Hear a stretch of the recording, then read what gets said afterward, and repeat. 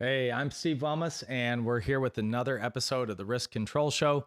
Today, I wanted to talk a little bit about these padlocks and keyed locks in lockout-tagout programs. You may have noticed Matt's not here with me today. We did a whole bunch of episodes, and, and the soundboard crashed his mic, and it just didn't work. So I'm touching a few of them up here, and I hope you enjoy this. But I wanted to talk a little bit about these types of locks here. These are combination locks. There's a lot of brands out there. We're not truly endorsing any particular brand, but what I wanted to say to you is, I asked Matt earlier, what was the combination to your high school locker, right? And that's the question. What is the combination? He was able to recall it just like that. And I belong to a country club. Some time ago, and I had a locker. When I signed up for the locker, they had to look up on a card and they gave me the combination. And I was thinking, well, that's the same combination that the other person used.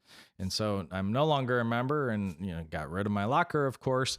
But I'm thinking if I ever walked in there, I can walk up to that locker and use that same combination and take whatever I want out of that locker. It could be wallet, keys, watches, those types of things. That's the purpose of using a keyed lock in lockout-tagout programs.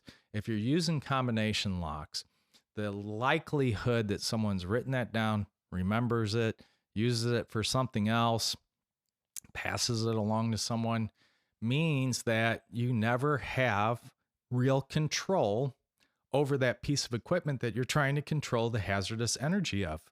So when you do lockout-tagout, you want to make sure that you have your own lock that is keyed and that you have only one key. That means no one else can have the key. There's not a copy floating around out there that you lent somebody.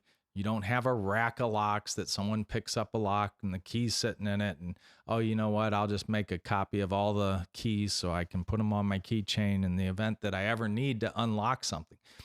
The whole purpose of this is to prevent the accidental startup of equipment by ensuring that the energy is dissipated completely and cannot be turned back on.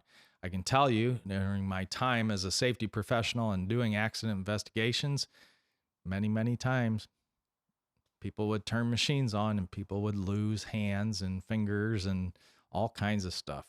And so it's very important that you use a keyed lock, something that kind of looks like this. As soon as you get that keyed lock, take that second key off, cut it in half, get rid of it, destroy it, and you only have one lock. That's your lock and your lock only. In the event that you ever have to actually get rid of that particular lock, you cut the key in half and you throw the lock away as well. Cut the lock so that no one else can use it. And then again, make sure that you are keeping those keys to yourself. If for whatever reason you're not there on site and everything, maybe you get sick, you get into a car accident, they made the repairs on the machines, and you have to actually now open up that keyed lock, they're going to have to cut it off, but that's okay. Then at least there is some trail to this, that no one's just accidentally opening it up, right? So that's the whole purpose. Get rid of the combination locks. It's a flaw in the system. People have the combinations. If you have more than one key to the lock, get rid of the extra keys if you know that that's all that are absolutely out there. Otherwise, get a whole new set and make sure you destroy the one key. One key, one lock. That's the way you stay safe.